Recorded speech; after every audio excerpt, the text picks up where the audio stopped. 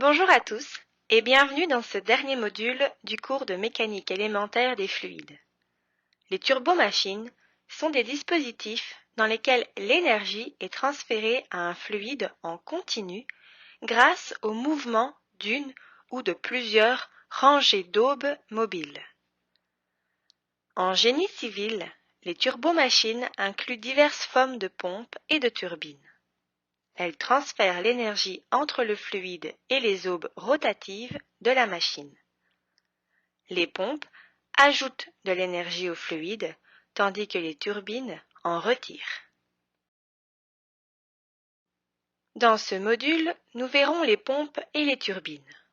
En premier, nous verrons les pompes axiales et radiales, le concept de vitesse spécifique, de cavitation et de NPSH.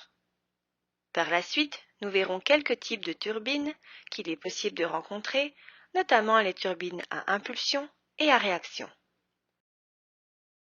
Il existe deux grandes catégories de turbomachines, les pompes et les turbines. Le mot pompe est un terme général désignant toute machine qui ajoute de l'énergie à un fluide. Certains auteurs appellent les pompes des dispositifs d'absorption d'énergie, car de l'énergie leur est fournie et elles transfèrent la majeure partie de cette énergie au fluide, généralement via un arbre rotatif. L'augmentation de l'énergie du fluide est généralement ressentie comme une augmentation de la pression ou de la charge du fluide. Les turbines, d'autre part, sont des dispositifs de production d'énergie. Elles extraient l'énergie du fluide et transfèrent la majeure partie de cette énergie à une forme d'énergie mécanique. Ici aussi, le plus souvent, grâce à un arbre rotatif. Le fluide en sortie d'une turbine subit une perte d'énergie sous forme de perte de pression ou de charge. Les turbomachines à flux axial fonctionnent avec un flux entrant et sortant de la machine qui va dans le sens parallèle à l'axe de rotation des aubes. Une machine à flux radial peut avoir un flux sortant ou entrant dans la direction radiale normale à l'axe de rotation. Enfin, il existe des pompes mixtes qui sont une combinaison des deux autres. Une pompe à flux axial agit un peu comme une hélice enfermée dans un tuyau, comme indiqué sur la figure. La roue provoque un changement de pression entre les sections en amont et en aval de la pompe. En pratique, les pompes axiales sont bien adaptées pour fournir des charges relativement faibles à des débits élevés. Ainsi, les pompes utilisées pour l'assèchement des basses terres, comme celles derrière les digues, sont presque toujours de ce type. Les turbines hydrauliques des barrages de faible hauteur, où le débit et la production d'énergie sont importants, sont également de ce type.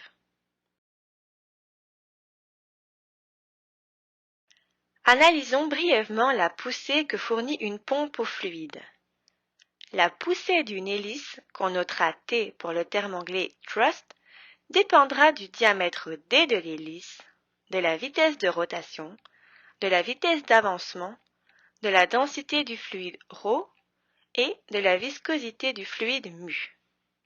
Une analyse dimensionnelle peut être effectuée pour déterminer les groupes π qui caractérisent les performances de cette hélice. Cela nous permet de dériver une équation explicite pour estimer la poussée d'une hélice telle qu'on peut le voir ici. Cette équation peut être réécrite sous plusieurs formes différentes. Par exemple, la poussée est le produit de la différence de pression et de l'air de la section. Ainsi, le coefficient de poussée Ct peut être calculé à partir de plusieurs équations. Elles sont toutes équivalentes.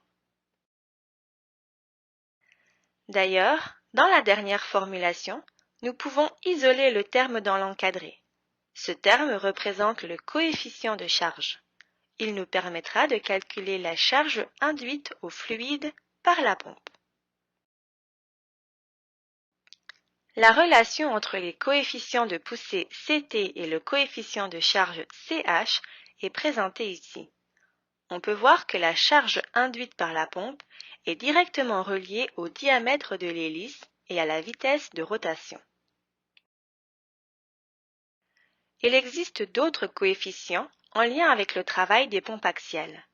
On voit ici le calcul des coefficients de débit Cq et de puissance Cp.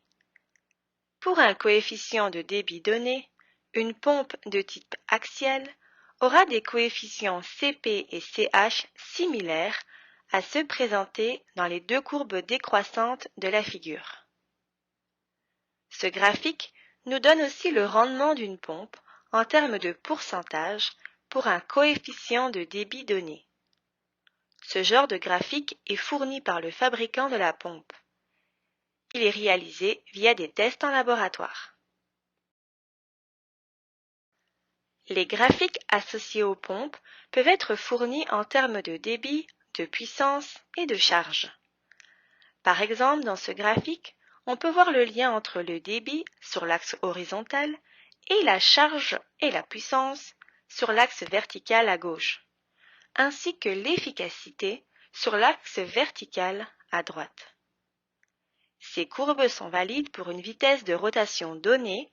Dans ce cas-ci, il s'agit de 690 rotations par minute. C'est indiqué sur le graphique. Cela dépend aussi de la largeur du tuyau, ici 35,6 cm. Nous verrons dans la suite du module comment se servir de ces graphiques pour résoudre différents problèmes utilisant des pompes axiales. Voyons un premier exemple ensemble. Si une pompe axiale de 30 cm de diamètre fonctionne à une vitesse de 800 rpm, quelle charge va être développée lorsque le débit sera de 0,127 m3 par seconde? Quelle puissance est nécessaire afin de mettre en fonction la pompe sous ces conditions? Les caractéristiques de la pompe sont indiquées sur la figure.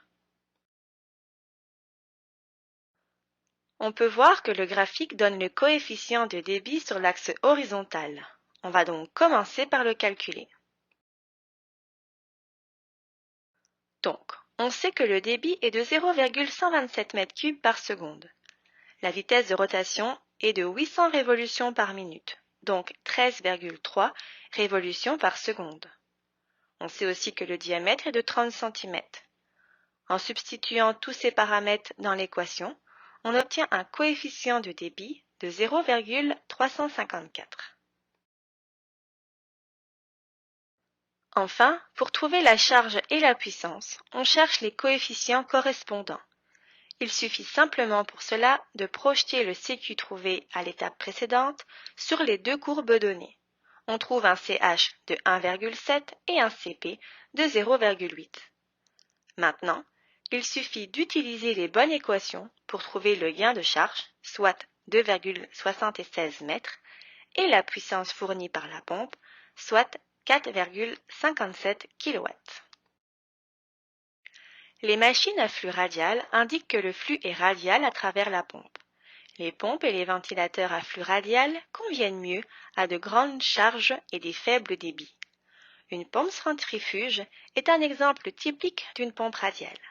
Elle est composée de deux choses, d'un boîtier et d'une roue mobile. On peut acheter un boîtier et différentes roues mobiles pour avoir différentes caractéristiques et adapter la pompe à nos besoins. Sur le schéma ici, l'eau rentre par la droite et s'en va à 90 degrés vers le haut dans la roue mobile. L'eau rentre donc dans la roue mobile, elle est accélérée et l'énergie cinétique est transformée en énergie de pression. La vidéo ici illustre bien le fonctionnement d'une pompe centrifuge. Bien que les conceptions de base soient différentes des pompes axiales, les paramètres de similarité, le CQ, le CP et le CH, s'appliquent aussi. Ainsi, la méthode pour relier la taille, la vitesse et le débit est la même. La principale différence qu'il y a entre une pompe à flux axial et radial sera la performance de la pompe. Voyons un exemple de pompe radiale. Une pompe centrifuge, dont les caractéristiques sont présentées sur la figure, est opérée à une vitesse de 2133,5 rpm. La pompe doit être utilisée le plus efficacement possible sous une charge de 76 mètres. À quelle vitesse doit-on employer la pompe? Quel est le débit dans ces conditions? Pour une même pompe, les coefficients de charge et l'efficacité ne changent pas avec la vitesse de rotation ou le débit. On a donc une relation constante entre les coefficients de charge à 2133,5 rpm et celui à n'importe quelle autre vitesse. Nous devons trouver quelle sera cette vitesse afin d'obtenir une charge de 76 mètres. La pompe doit travailler à son efficacité maximale. Donc, pour une vitesse de rotation de 2133,5 rpm, on obtient une charge de 90 mètres grâce au graphique. Or, nous voulions une charge de seulement 76 mètres. La constante des coefficients de charge nous permet de déterminer la vitesse de rotation requise pour avoir un gain de charge de 76 mètres. Notez que dans la relation du haut, les termes de constante gravitationnelle et de diamètre au carré s'annulent entre eux. Il ne nous reste plus qu'à isoler la vitesse n qui correspondra à un gain de charge de 76 mètres. Cette vitesse est de 1960 rpm. Il faut ensuite déterminer le débit auquel cette vitesse de rotation correspond. Comme mentionné, les coefficients sont constants, peu importe la vitesse de rotation. Donc le coefficient du débit sera lui aussi constant. En regardant la figure, on peut voir que pour une vitesse de rotation de 2133,5 rpm, le débit est d'approximativement 0,21 m3 par seconde. Avec cette information, on peut isoler et trouver le débit correspondant à une vitesse de 1960 rpm, soit 0,234 m3 par seconde. Voyons un autre exemple. La pompe, avec les caractéristiques indiquées sur les figures, est utilisée dans l'une des stations de pompage du fleuve Colorado. Pour un prototype 5,33 fois plus grand que le modèle et fonctionnant à une vitesse de 400 rpm, quelle hauteur, débit et puissance faut-il pour atteindre un rendement maximum? Puisque l'efficacité et le coefficient sont les mêmes pour le prototype et le modèle, nous allons commencer par les chercher pour un rendement maximal. On trouve que CQ est égal à 0,12, CP 0,69 et CH 5,2, comme illustré sur la figure. La vitesse de rotation de 400 rpm peut être transformée en RPS. On sait que le diamètre du prototype est 5,33 fois plus grand que celui du modèle. Le diamètre en question sera donc de 1,98 mètres.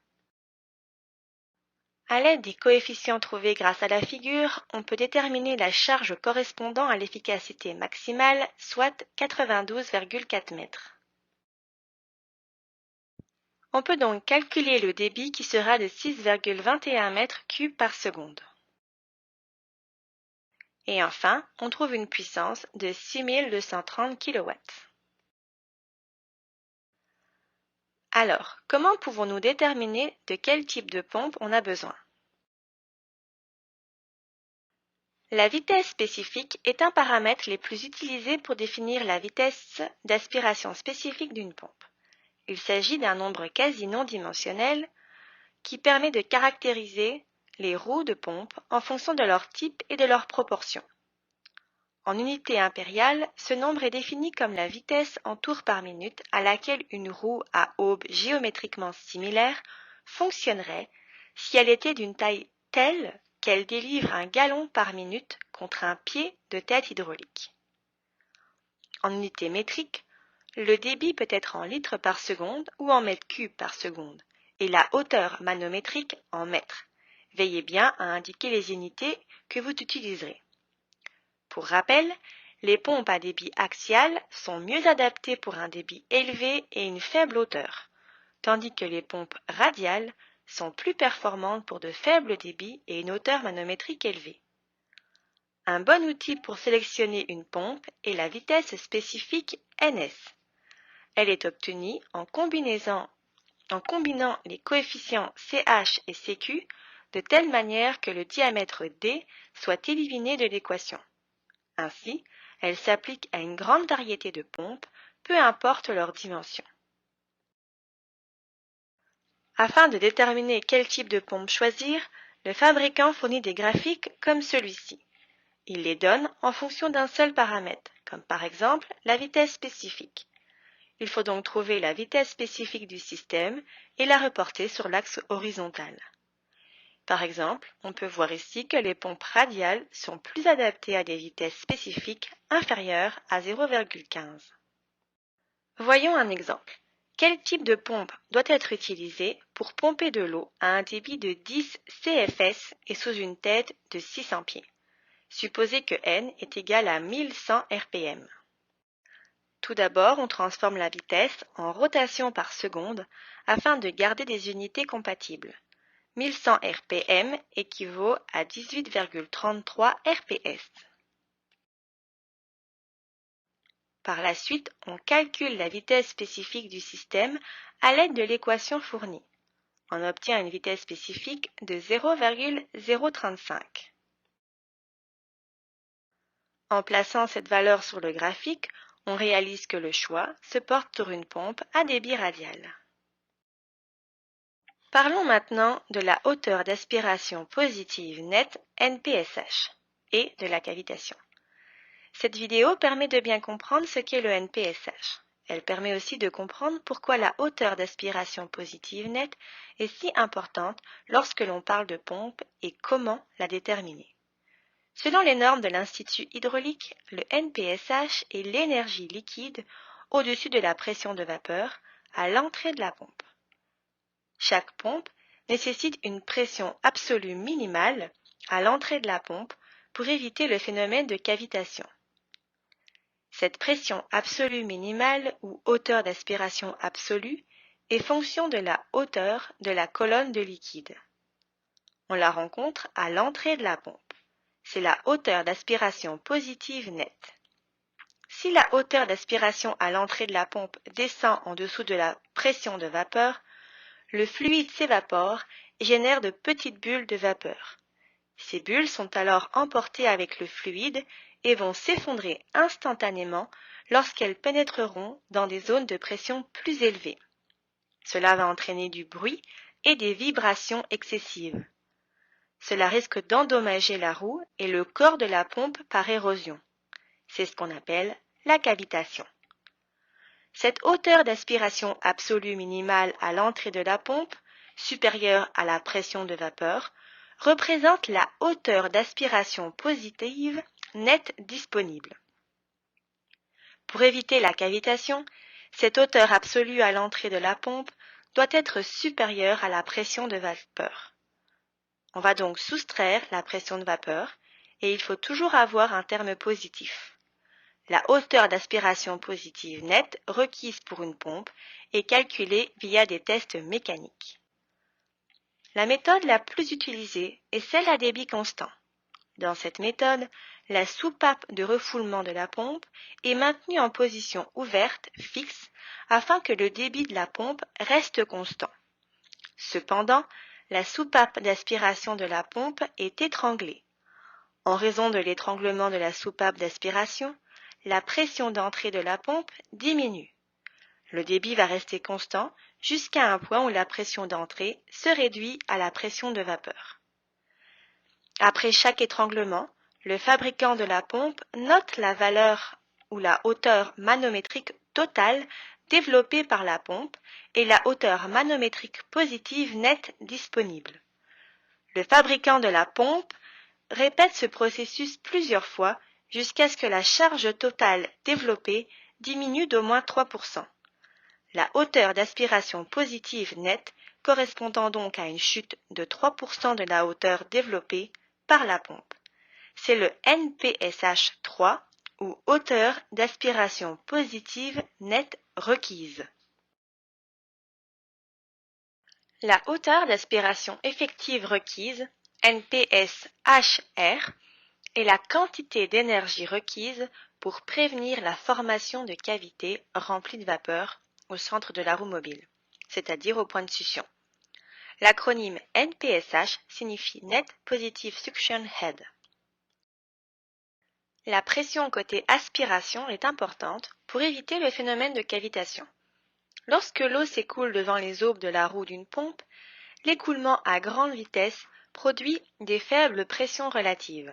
C'est l'effet Bernoulli. Si ces pressions atteignent la pression de vapeur du liquide, on aura de la cavitation. Le NPSH est la différence entre la pression absolue à l'entrée, divisée par ρ fois H, et la pression absolue de vapeur divisée par ρ fois H. La valeur P vapeur divisée par ρ fois G dépend de la température du fluide. Généralement, la valeur du NPSH est fournie par le manufacturier de la pompe.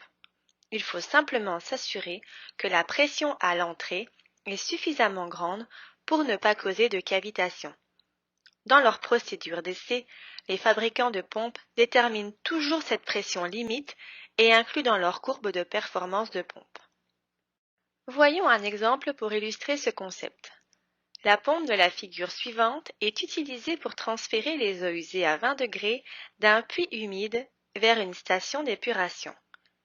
Si le débit à travers le tuyau de 75 mm de diamètre doit être de 1 divisé par 60 m3 par seconde, déterminez si nous aurons un phénomène de cavitation. La pompe s'arrête juste après que l'eau ait atteint son niveau le plus bas, soit à un H de 4 mètres. Prenez le facteur de frottement pour le tuyau à F égale 0,02 et négligez les pertes mineures. On nous donne aussi certaines caractéristiques clés dont la densité, la pression de vapeur à 20 degrés, ainsi que le NPSH critique de la pompe. Commençons par calculer la vitesse d'écoulement à l'aide du débit donné dans l'énoncé, ainsi que le diamètre de la conduite. On trouve une vitesse correspondante de 6,77 mètres par seconde. Rappelons que lorsqu'on travaille avec le NPSH, on doit toujours considérer la pression absolue. Donc si on considère les points A et B tels qu'illustrés sur la figure, c'est-à-dire le point A à la surface du réservoir et le point B à l'entrée de la pompe, on sera à la pression atmosphérique, soit à 101,3 kPa au point A. On écrit ensuite l'équation d'énergie entre les points A et B. En simplifiant l'équation, on constate que la seule inconnue est la pression au point B. Comme nous l'avons fait tout au long du cours, nous allons résoudre l'équation et trouver la pression au point B. On obtient 47,445 kPa.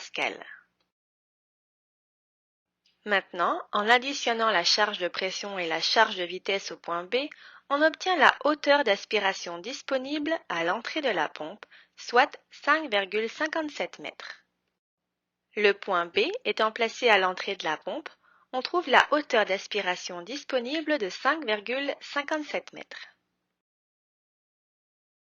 La pression des vapeurs est donnée dans l'énoncé. Nous n'avons plus qu'à la diviser par ρ fois G pour obtenir une charge de 0,24 mètres. Le NPSH critique est aussi donné dans l'énoncé. Il est de 2,33 mètres. Cela veut dire qu'on doit vérifier si la hauteur disponible est bel et bien supérieure à la pression de vapeur plus le NPSH critique. En substituant tous les termes calculés dans l'inéquation, on constate que le 5,57 mètres est supérieur à la somme de 0,24 mètres et de 2,33 mètres. Il n'y aura donc pas de cavitation dans le système. La courbe de performance d'une pompe centrifuge typique sera toujours fournie par le fabricant de la pompe. Elle comprend plusieurs éléments. Pour aller plus loin dans l'interprétation de ces graphiques, qui nécessitent plus d'attention, regardons cette vidéo. Vous comprendrez mieux les termes de courbe de base, de hauteur, de pression, de débit, les notions de performance de la pompe, de la taille du rotor, du rendement, du NPSH, des pompes multivitesses et de la vitesse de rotation. Avant de détailler les différents types de turbines, voici une vidéo détaillant 3 turbines hydrauliques couramment utilisées, à savoir la Pelton, la Francis et la Kaplan. Les 3 sont comparées selon leurs principes de fonctionnement et leur facilité d'utilisation. Dans une turbine à réaction, le débit de l'eau est utilisé pour faire tourner une roue via l'action d'aube. Lorsque les pales sont orientées comme une hélice, l'écoulement est axial et la machine s'appelle une turbine Kaplan. Lorsque les aubes sont orientées comme une roue, comme dans une pompe centrifuge, le flux est radial et la machine est appelée turbine Francis. Dans une turbine à impulsion, l'eau accélère à travers une tuyère et empiète sur des aubes fixées à la jambe de la roue. Cette machine s'appelle une roue Pelton. Rappelez-vous, les turbines est définie comme une machine qui extrait de l'énergie d'un fluide en mouvement. Ce que nous avons vu pour les pompes s'applique également souvent aux turbines. Il existe 2 grandes familles de turbines, les turbines à impulsion et les turbines à réaction. Dans une turbine à impulsion, le jet d'eau du bec frappe les palettes de la turbine, créant un mouvement rotationnel de la turbine. Dans une turbine à réaction, le fluide sous pression agit sur toutes les palettes en même temps, et ici, la turbine est submergée.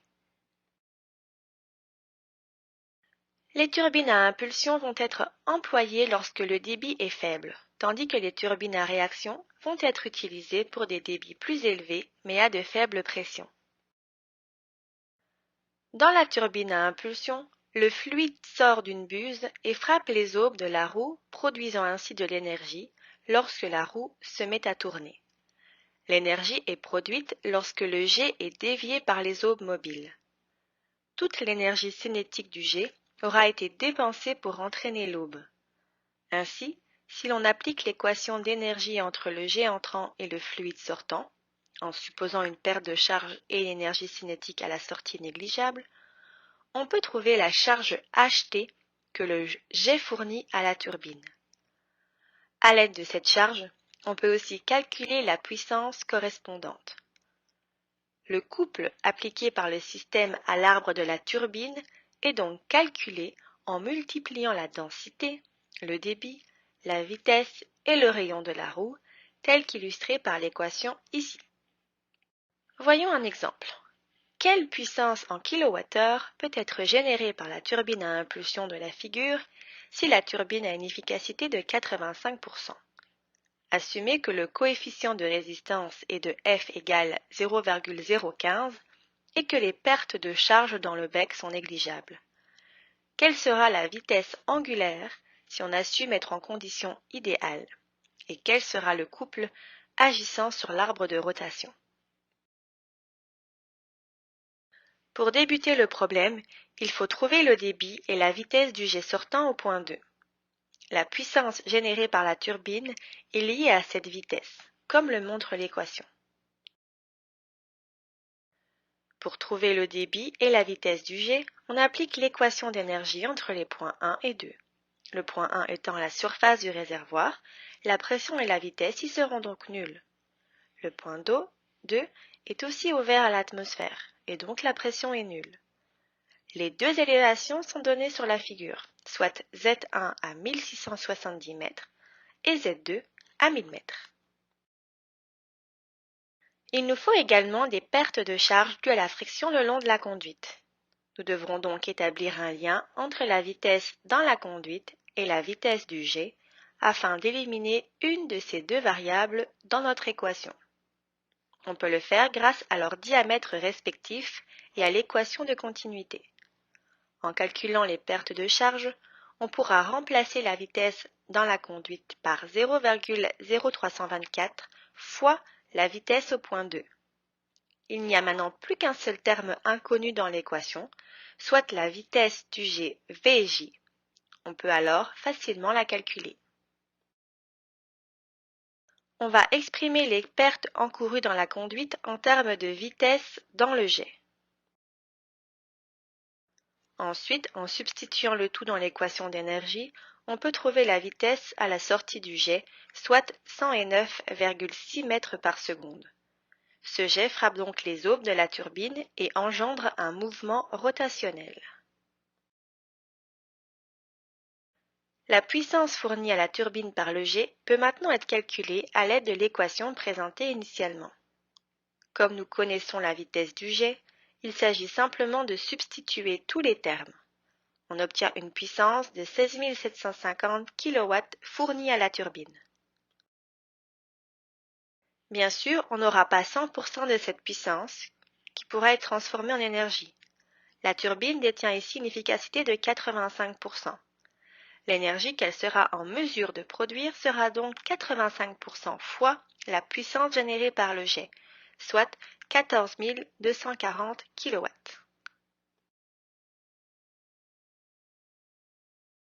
On peut aussi calculer la vitesse angulaire de rotation de la turbine. Il est mentionné que la vitesse des palettes était 2 fois plus petite que la vitesse du jet. On trouve donc une vitesse pour les palettes de 54,8 mètres par seconde.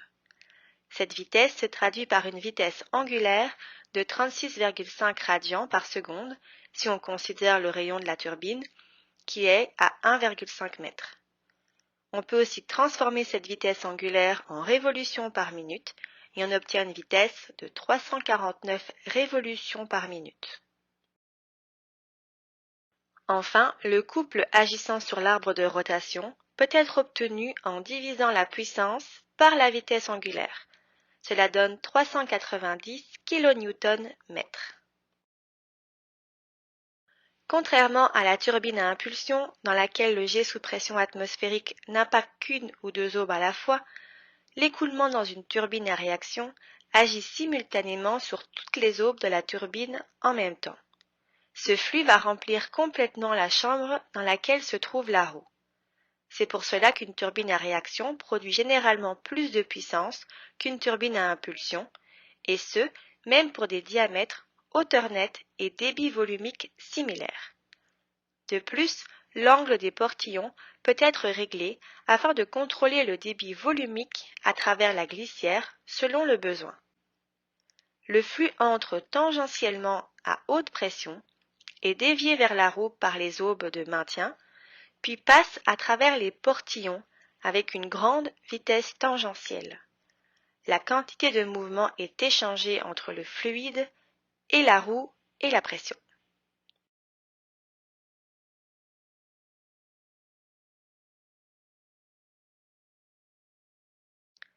Nous ne verrons pas d'exercice pour ce modèle de turbine. Voici ce qui termine notre cours. Merci à tous de votre attention et de votre travail acharné. Nous vous souhaitons bonne chance pour la suite de votre parcours professionnel.